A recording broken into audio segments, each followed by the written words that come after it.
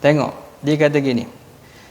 Maka orang yang mendirikan bagi sembahyang seperti yang disuruh Allah Ta'ala dan Rasulnya, menegahkan dia kan seorang tadi sembahyang, yakni menegahkan dia oleh sembahyang daripada mengerja yang demikian itu, daripada mengerjakan tu kat daripada yang pertama tu, menegahkan dia oleh sembahyang dengan mengerjakan yang demikian itu daripada segala pekerjaan yang jahat-jahat.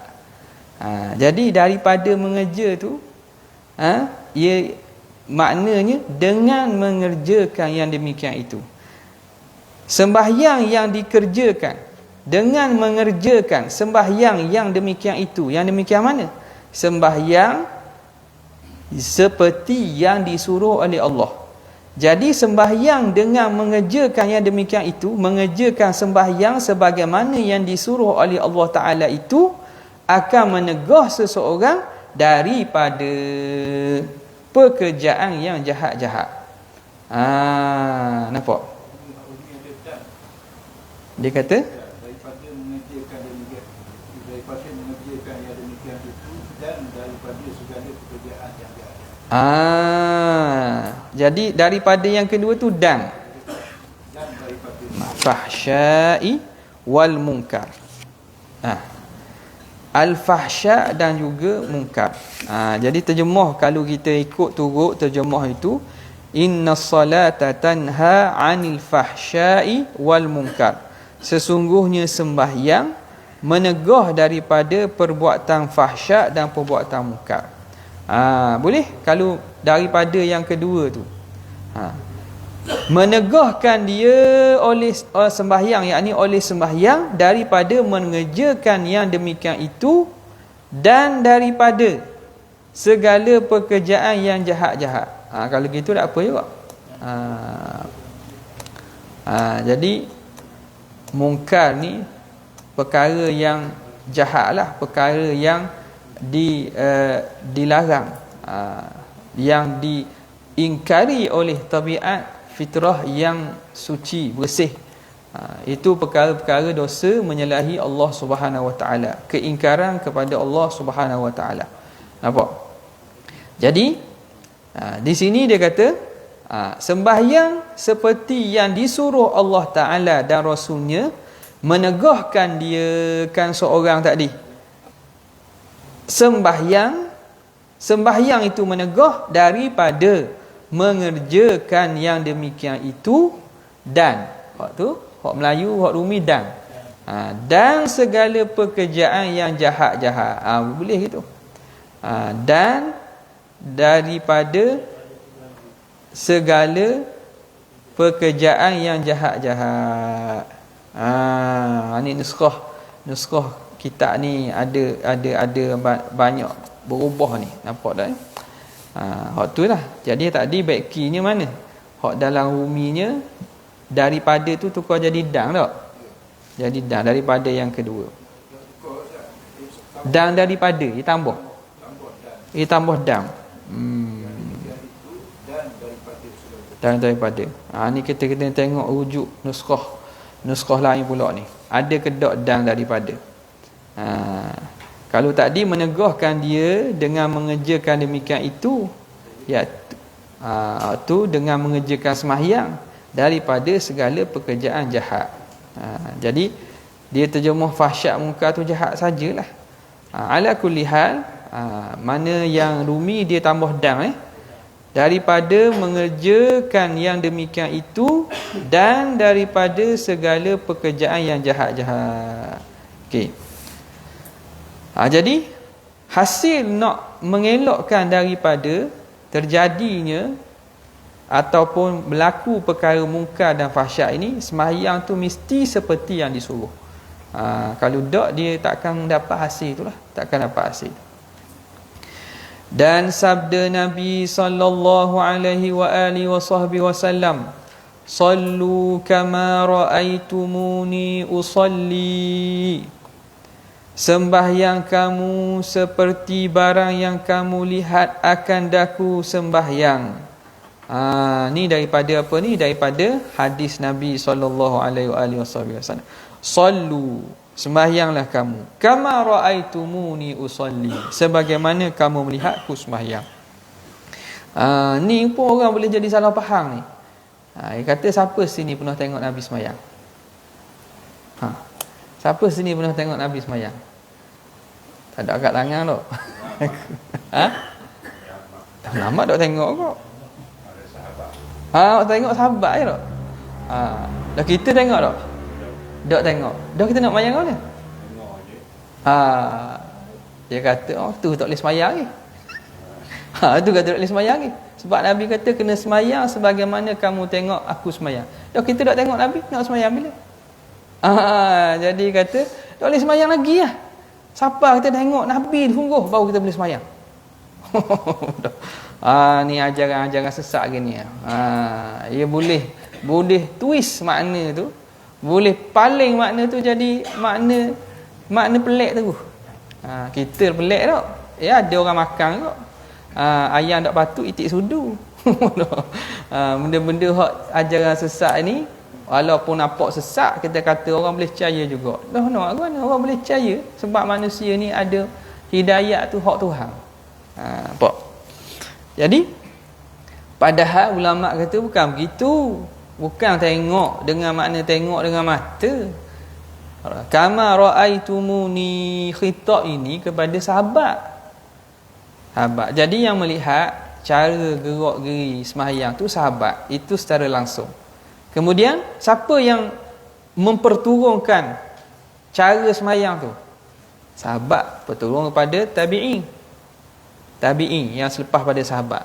Kemudian tabi'in ikut macam mana sahabat. Sebab itu dalam hadis yang dihukum sebagai ar-raf'u hukman, hadis marfu' secara hukum, sahabat kadang-kadang kata gini, hakadha fa'ala Rasulullah sallallahu alaihi wasallam. Lepas dia sembahyang, lepas dia ambil wuduk, sahabat kata beginilah Nabi sembahyang, beginilah Nabi wuduk. Jadi orang ada jumpa Nabi tahu, gini rupanya. Dia tengok daripada pergerakan cara sembahyang sahabat. Tabi'in. Kemudian yang generasi selepas itu, tabi'in, tengok tabi'in pula. Tengok tabi'in sembahyang ke mana? Sembahyang gini. Lepas tu berlakulah dalam itu periwayatan hadis. Dan amalan sembahyang ni boleh kata amalan yang turun-temurun, diambil daripada orang terkemudian, daripada yang terdahulu. Orang yang terdahulu daripada sebelum sampai ke Nabi. Tak putus sebenarnya. Sebab itu hai'ah dan kelakuan sembahyang ni diwarisi secara turun-temurun. Okey. Jadi hukumnya seumpama kita lihat Nabi, tapi dah tengok orang tu sembahyang salah. Sembahyang salah tu sebab tak belajar. Nampak tak? Memang ada orang buat sembahyang salah. Sembahyang tak kena cara. Ada banyak saja ibadat-ibadat lain pun ada. Orang buat haji tak betul. Tak betul buat haji dia. Ada je. Jadi yang naknya ialah berdasarkan ilmu, berdasarkan apa yang diriwayatkan oleh para sahabat, kemudian para tabi'in ambil pada sahabat, tabi'in ambil tabi'in, sampailah kepada kita, dalam dibukukan, setengahnya dibukukan dalam hadis-hadis, kemudian diajar pula praktikal sembahyang. Okey. Maka hendaklah kita mengikut akan yang dikerjakan Nabi sallallahu alaihi wasallam atas jalan yang kita ambil daripada ulama umat ini yang dahulu dan yang kemudian. Jadi bagaimana kita nak sembahyang ikut cara Nabi? Sembahyang dengan kita ambil daripada ulama, sama ada yang terdahulu atau kemudian, seperti yang disebut dalam kitab mereka itu, radhiyallahu ta'ala anhum.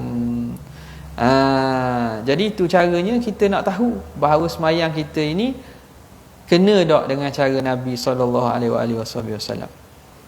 Radhiyallahu ta'ala anhum ialah yang dinamakan dan yang dibilangkan daripada orang yang mendirikan sembahyang, memeliharakan dia. Okey. Jadi dalam kitab mereka itu radhiyallahu ta'ala anhum ialah yang dinamakan dan dibilangkan daripada orang yang mendirikan sembahyang, memeliharakan dia. Mana mereka inilah orang-orang para ulama ini. Tak? Ada beza, ada nuskah gitu, ada lain, tak ada lah, sama kan? Mereka itulah yang menjaga, memelihara sembahyang sebagaimana yang disuruh oleh Allah Subhanahu Wa Taala. Ulama al-amilin, para ulama yang beramal dengan ilmunya. Kemudian maka adalah bagi sembahyang itu, adalah baginya rupa yang zahir, yang sempurna. Okey, sekarang ni sembahyang ni dia ada zahir dia ada batin dia, roh dia. Macam manusia ni, kita ada zahir kita ada batin, roh kita. Sembahyang pun ibadat ni, sebagaimana Imam Ghazali sebut dalam Ihya dia, amalan-amalan kita ada amalan zahir, ada amalan yang bersifat roh bagi amalan tu. Tengok.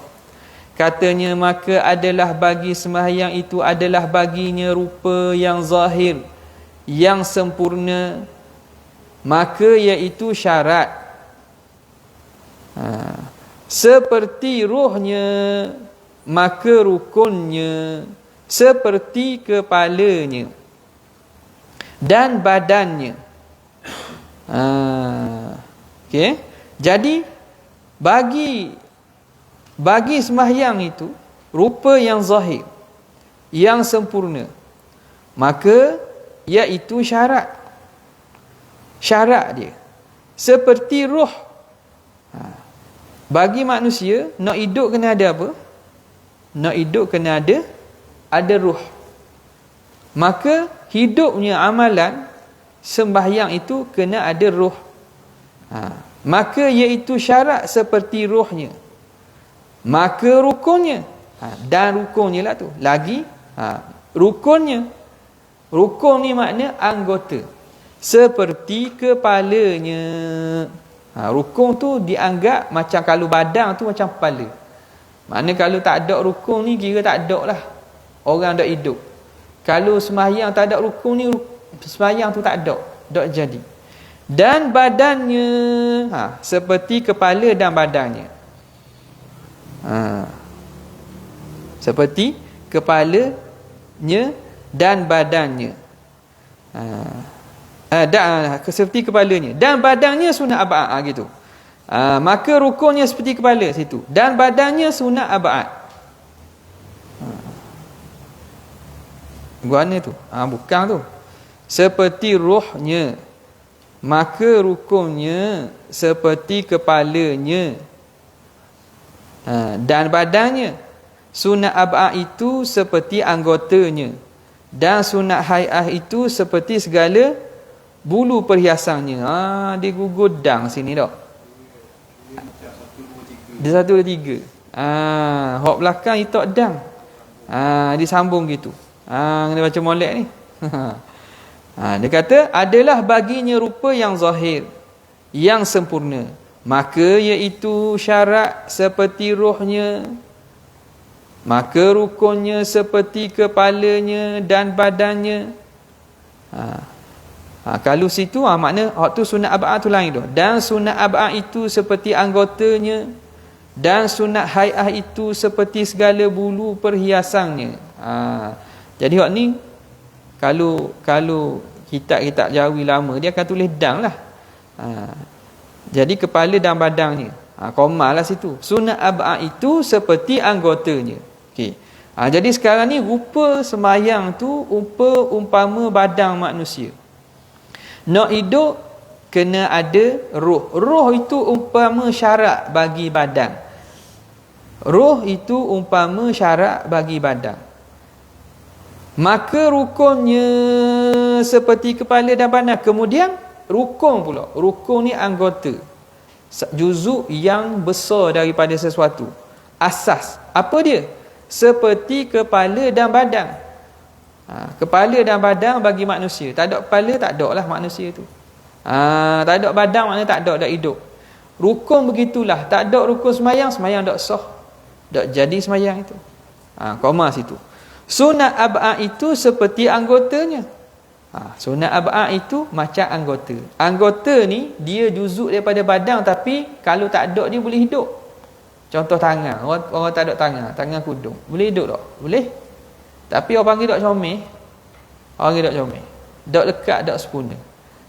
Itu nama sunat ab'ad. Ab'ad tu makna jamak kepada ba'dun. Ba'dun ni sebahagian. Kerana sunat ab'ad ni dia tu macam sebahagian daripada perbuatan sembahyang. Walaupun dia bukan rukun. Dia tak sampai tahap rukun. Kalau rukun ni tinggal memang tak sah sembahyang. Tapi sunat ab'ad ni kalau tinggal sembahyang sah lagi. Tapi dia tu benda yang dianggap besar. Umpama macam anggota badan manusia. Tangan tak ada, kaki tak ada. Hidup tak? Hidup. Tapi hidup tak sempurna. Hidup tak sempurna.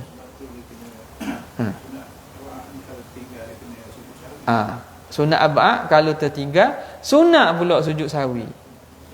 Sunat sujud sahwi. Nampak? Dan lepas ni adalah akan sebut bab sunat ab'ad ni. Jadi kalau tinggal dia, sunat sujud sahwi, nak tampung hak hilang tu, hak cacat tu.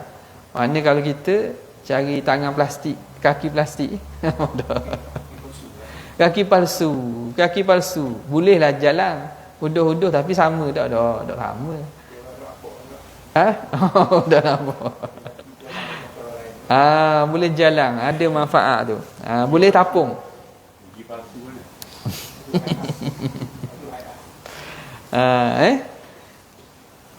Sunat ab'ad itu seperti anggotanya, dan sunat hai'ah itu seperti segala bulu perhiasannya.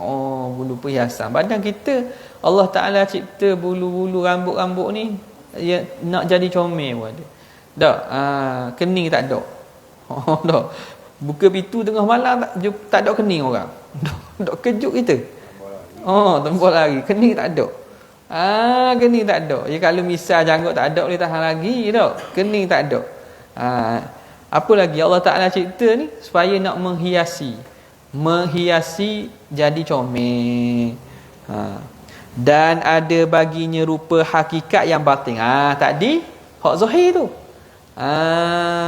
Hak zahir. Ni mana ni? Atah pada mana? Adalah baginya rupa yang zahir. Atah situ. Dan ada baginya rupa hakikat yang batin. Semayang ni hak zahir tak ada. Seterusnya ada rupa hakikat batin. Dia ada roh bagi semayang. Dan tiada sempurna bagi sembahyang, dan tiada tamamnya melainkan dengan mendirikan ia dengan keduanya sekali. Jadi hakikat batin sembahyang tu apa? Ikhlas tu. Ikhlas dan khusyuk. Ikhlas dan khusyuk tu hakikat batin. Jadi kalau tidak ada sembahyang tu ikhlas dan khusyuk, tak khusyuk, maka seakan-akan jasad semata-mata. Jasad semata-mata. Jadi nak kena ada hakikat yang batin. Okey. Dia kata tiada sempurna bagi sembahyang dan tiada tamam. Tamam tu sempurna juga. Tiada tamamnya melainkan dengan mendirikan ia dengan kedua. Ia seorang tadi dengan keduanya sekali.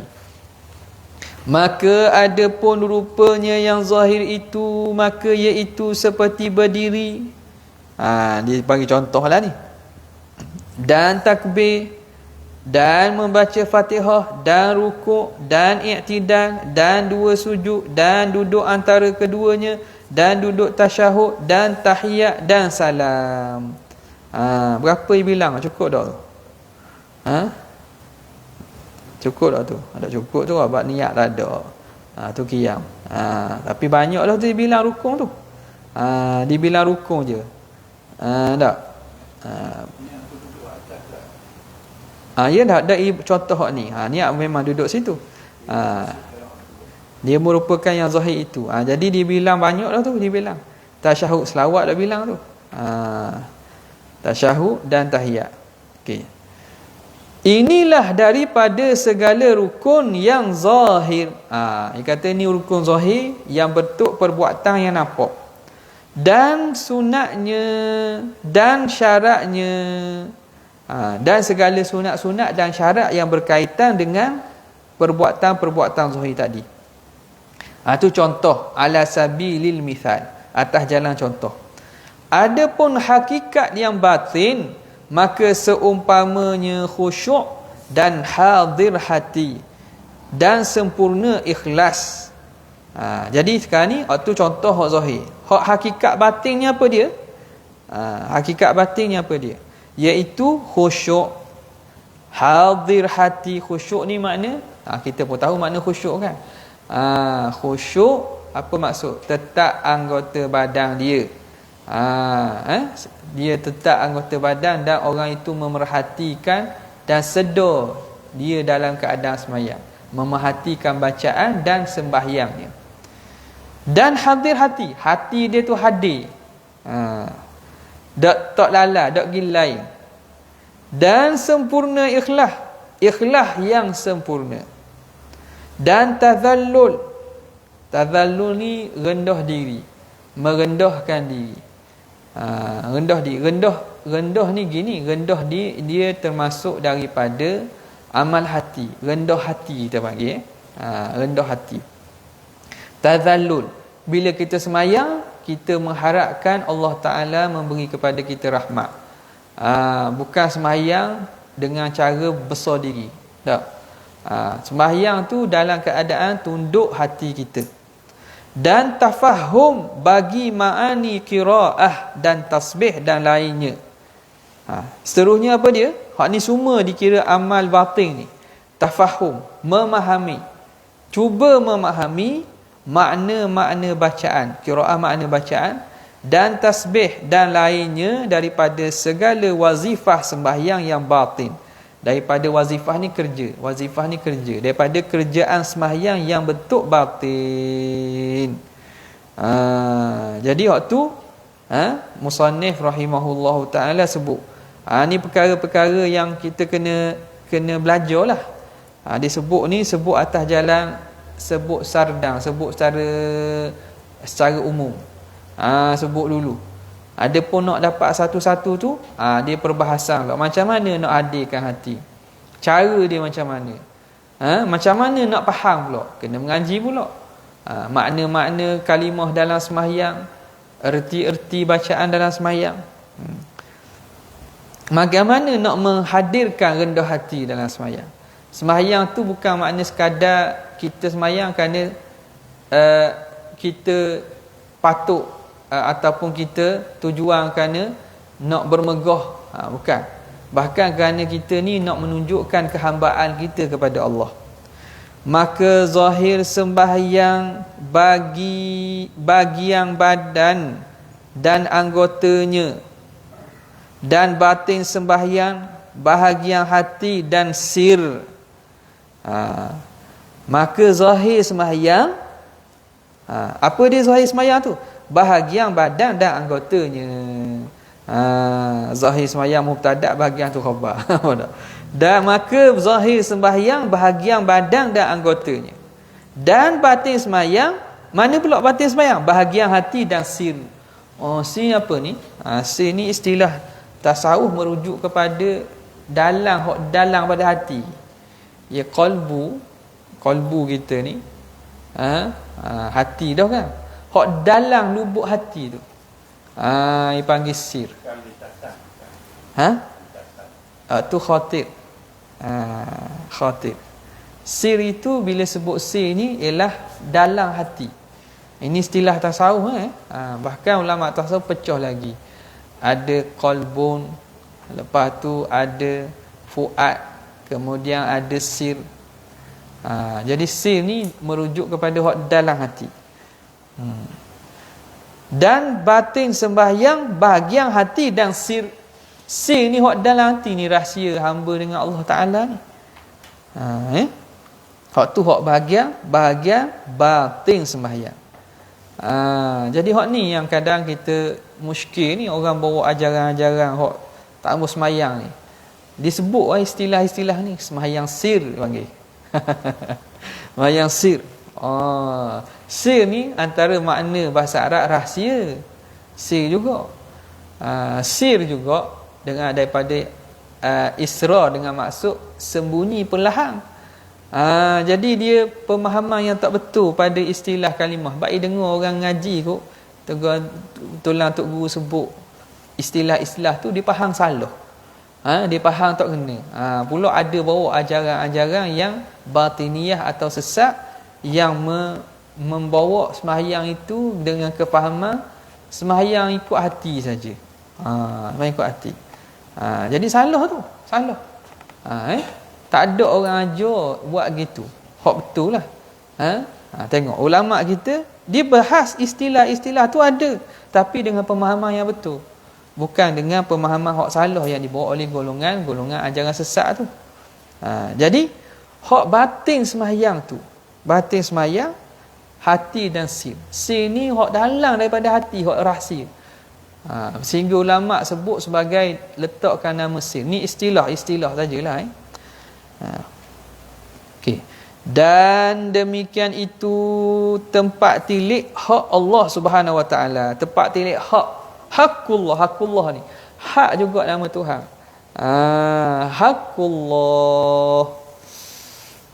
Jadi atah isim kepada isim. Jadi tempat tilik hak. Siapa hak? Yakni Allah. Dia panggil apa? Apa nama? Atah bayan. Tempat tilik hak. Siapa itu hak? Iaitu Allah. Mana? Sir tu. Sir itu tempat tilik Allah. Rahsia hati tu tempat tilik Allah Subhanahu Wa Taala daripada hamba-Nya, iaitu hati dan sir. Hati inilah. Innallaha, berdasarkan sabda Nabi SAW, innallaha la yanzuru ila suwarikum wala ila ajsadikum walakin yanzuru ila qulubikum wa amalikum, atau kama qala. Sesungguhnya Allah Ta'ala tidak melihat kepada rupa kamu, tetapi Allah Ta'ala melihat kepada apa? Lihat kepada hati kamu dan juga amalan kamu. Jadi tengok sini, tempat yang Tuhan tilik, tu istilah tempat tilik hak Allah.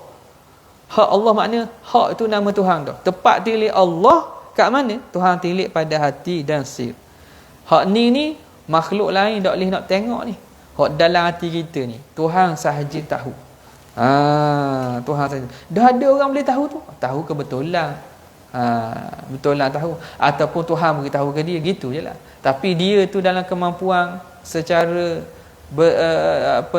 bebas ada. Sebab hati, terutamanya sir ni, dalam lubuk hati tu Allah Ta'ala sahaja yang tahu. Kata Imam Al-Ghazali rahimahullahu ta'ala, umpamanya orang yang mendirikan rupa sembahyang yang zahirnya jua dan lalai ia daripada hakikatnya yang batin. Imam Ghazali dia buat misal, contoh. Orang sembahyang tapi dia buat hak zahir saja, lalai daripada hakikatnya yang batin. Hak batin tak buat. Seperti umpama seorang yang menghadiahkan bagi raja yang amat besar darjatnya akan seorang benda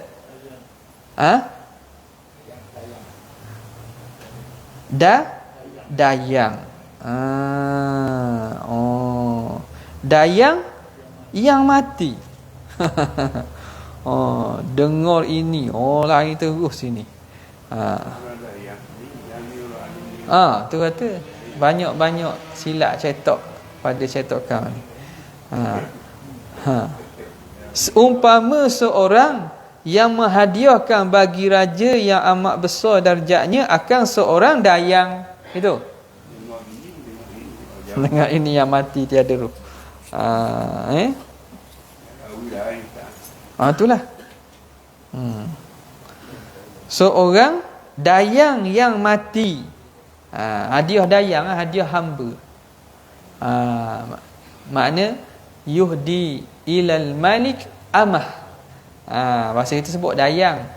Dayang ni sebenarnya khusus dah istilah. Biasanya hadiah hamba lah. Orang ada hadiah orang puan merdeka. Dayang istana hamba ke? Tak. Dayang ni pekerja ke mana? Tak tahu saya. Dayang ni hamba raja ke? Dulu lah. Hamba sungguh lah. Pelayang tak? Dia kerja dengan raja kan? Bukan hamba raja tak? Gundik kalau gundik ya. Dayang gundik. Kalau gundik tu gundik hamba lah. Tapi gundik tak juga hamba. Kadang gundik ni orang merdeka. Istilah kita kalau gundik raja ambil jadi gundik kan. Gundik dia. Berapa orang kalau orang merdeka tak boleh jadi gundik. Kalau hak lebih pada 4 orang tu kena hamba betul lah. Hamba hak dijual pasar. Hak piramli jual. Hamba betul lah. Tu dah tahu saya. Guana. Kalau Maharaja Cina tak, Maharaja Cina dia kira dia agama dia. Jadi gundik istana, gundik tu kita kata bini perempuan tau ataupun isteri bukan hak pemaisuri. Bukan pemaisuri. Tu tengok baliklah tu. Istilah-istilah lama tu gundik, dayang. Dayang ni pekerja istana tak? Tak apalah. Ni dia terjemah bahasa nampak. Syekh Daud ambil guna bahasa tepat tang. Kalau ikut amah mungkin tempat kita tak ada hamba tempat kita. Kalau ada hamba pun mari daripada luar. Mari daripada Afrika, mari daripada benua-benua Arab, hok jual dah hok mari balik sini. Hok di tempat kita tak ada hamba. Okey. Seorang dayang yang mati tiada roh baginya dan seumpama orang yang benda tu mentaksir pada mendirikan zahir sembahyang umpama yang menghadiahkan pada raja akan seorang dayang yang terpotong anggotanya. Jadi umpama orang yang sembahyang cukup zahir tapi roh tak ada, macam kita hadiahkan kepada raja dayang hak sempurna anggota tapi mati dah. Yang kedua, orang yang sembahyang tak cukup, tak sempurna, macam dia hadiahkan kepada raja dayang tapi cacat, tangan tak ada, kaki tak ada. Dan keadaan dua matanya dan ketiadaan dua matanya, tak ada mata pula, maka adalah ia orang yang menghadiahkan ini dan yang dahulunya melintangkan keduanya itu akan dirinya. Keduanya bagi raja itu seksa.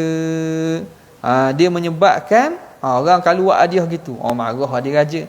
Melintangkan, menyebabkan, mendedahkan. Ya'ridu nafsahu.